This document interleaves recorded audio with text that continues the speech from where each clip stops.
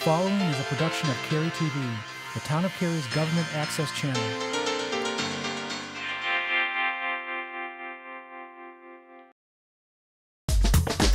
You're watching Bud TV, the monthly program that keeps you informed about what's going on in and around Cary Town Government.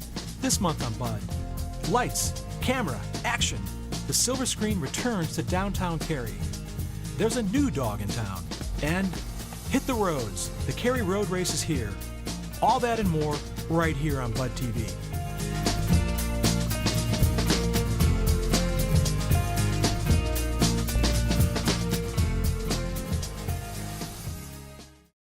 Overture, curtains, lights. This is it, the night of nights. Yep, the red carpet is out, everything's polished, the Klieg lights are out. Well, everything but the Klieg lights. That's right! Cary's very first movie house marquee lights up for the first time in decades. Downtown Cary comes alive again with films, live performances, and other events. Featuring 180 comfy seats in an intimate setting, an extraordinary concession space, and a classic lighted marquee, this venue will become a regular on your entertainment docket.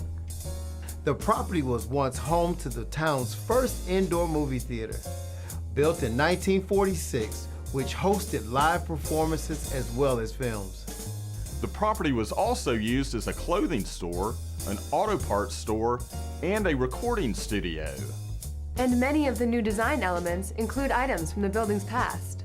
The Cary is just one piece of the town's downtown development program, which is focused on redevelopment and revitalization of historic downtown Cary through physical improvements and downtown activities. In 2011, the Cary Town Council tapped the Chatham Street and Academy Street corridors as the town's first focus areas for redevelopment. Cary voters approved funding for improvements on Academy and Chatham Streets as part of the 2012 Cary Community Bonds Referendum. It's initiatives like this that will keep Cary one of the best places to live, work, and play in the country. For more information, visit the town's website, townofcary.org, and search The Cary. Follow us on Twitter @TOCFun and @TOCDowntown. Or call 919-462-2051.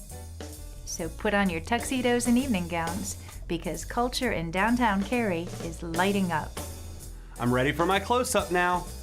Hello? Anyone?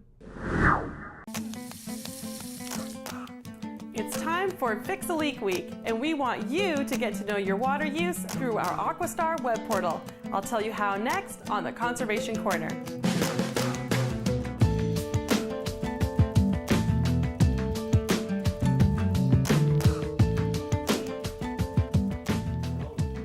When we think about fixing leaks, we first have to know if they might exist. And a great way to start is to understand your household's water use patterns and see if those patterns make sense for your home. And Aquastar is an easy tool to help you do just that. When you log into Aquastar, you are able to actually view your household's water use patterns. This can help you understand when water is typically being used in your home. Understanding your typical water use pattern can then help you identify unusual water use and detect possible leaks that can be repaired. To get started, click on Pay My Utility Bill under the I Want To section at townofcary.org. You'll need your utility account number and PIN, both found on your utility bill. Then you can view your water use patterns in a variety of formats, including monthly and daily graphs. Through Aquastar, you can also set water use alerts to help manage your water consumption. Simply fill out the alert to notify you by text or email when a specific amount of water use has been reached in your household. You get to set the amount and change the alerts as often as you wish. So start getting to know your water use today. And if you have questions about Aquastar or need help identifying a possible leak, call 919-469-4050. I'm Shrishna Guilford, and I'll see you next time on the Conservation Corner. There's a new dog in town. Woo, woo, woo. Our stellar K9 program welcomes a new K9 officer, Chase. Chase, a brindle German Shepherd from Holland, joins longtime K9 officer Seth Everett.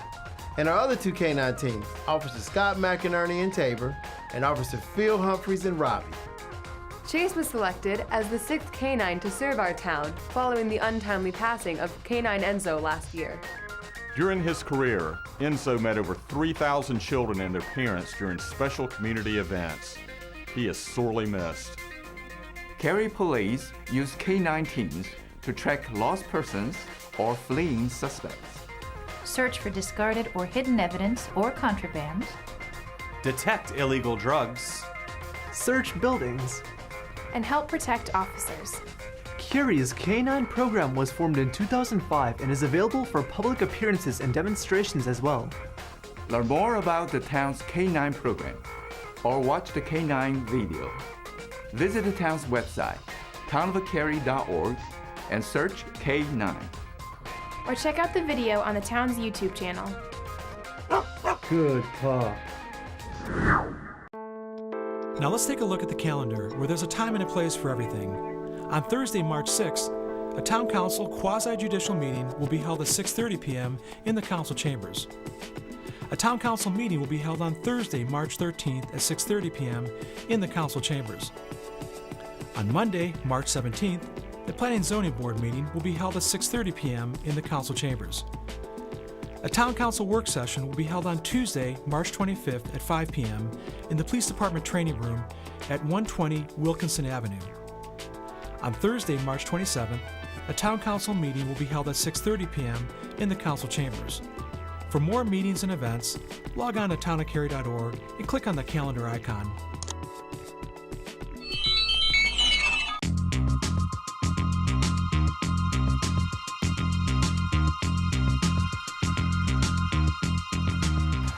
The Cary Police Department responded to more than 3,000 motor vehicle collisions last year alone.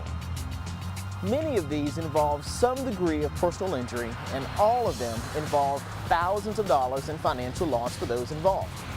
So what does this mean for the motoring public? It means that at any time, anywhere, anyone can be involved in a motor vehicle collision. So here are a few points that you need to know to reduce your chances of becoming involved. Scan your surroundings and pay attention to what is going on around you. Identify. As you scan, try to identify any potential hazard in your path and be on the lookout for any unexpected maneuvers by other vehicles. Predict. You may have to predict if an oncoming car is going too fast to stop for a traffic light, if it might be a child running after a ball, or car stopping in front of you that requires you to brake suddenly. Decide. Make your best prediction and then decide as a driver what you must do to avoid the crash. And execute. Driving sometimes requires great skill, and in an emergency situation, your car will only respond to the driving inputs which you provide, so drive smart.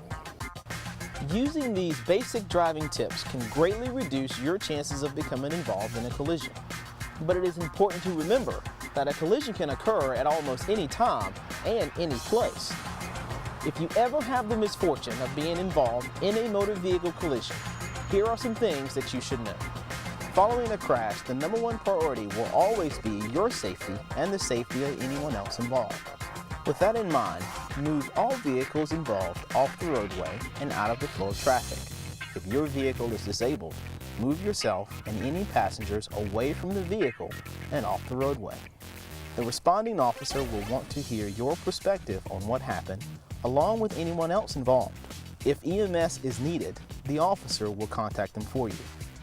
The officer will need to see your driver's license, vehicle registration, and insurance information in order to complete the report. Information on all passengers, including small children, will also be required for the report. The information documented by the officer is helpful to both you and your insurance carrier to help restore any financial loss. So we ask that you hold off contacting them until the officer has released you from the scene. A traffic collision can be a very traumatic event. It can cost you a lot of time and a lot of money. So be careful and drive safely. For the Cary Police Department, I'm Officer Kenrick Alexander, reminding you to target safety. The longest journey starts with one single step. You got that right. And we all have a wonderful opportunity to put one foot in front of the other with the 36th annual Cary Road Race. Come on out to Cocoa Booth Amphitheater on Saturday, April 15th to hit the road with your fellow townies. With a 10K, 5K, and a 1-mile fun run, there's a distance for everyone. The 10K starts at 8:30 a.m. The 5K starts at 9:45. And the 1-mile family fun run starts at 10:30. There are 2 categories to choose from. If you like to walk or jog, or maybe even push a baby jogger. Then the recreational runners class is for you. Recreational runners won't have their finishing times recorded, so you can relax and enjoy beautiful Symphony Lake. The competitive runners class is chip-timed, fully recorded, and those runners are eligible for awards. So run on over to your computer and register at active.com. And for more information, just amble on over to the Recreation and Entertainment page at the town's website, townofcary.org. So remember what the greatest distance running coach of all time said. Real athletes run, others just play games. That does it for this month's Bud TV. If you have any questions about stories you've seen here, you can email us at feedback@townofcary.org or call 919-469-4007. And remember to tune in to Cary TV 11 if you're looking to find out what's going on in and around Cary Town Government.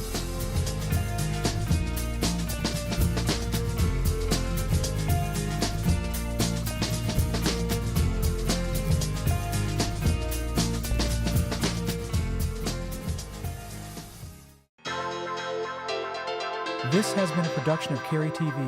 Visit the Town of Cary's website at townofcary.org.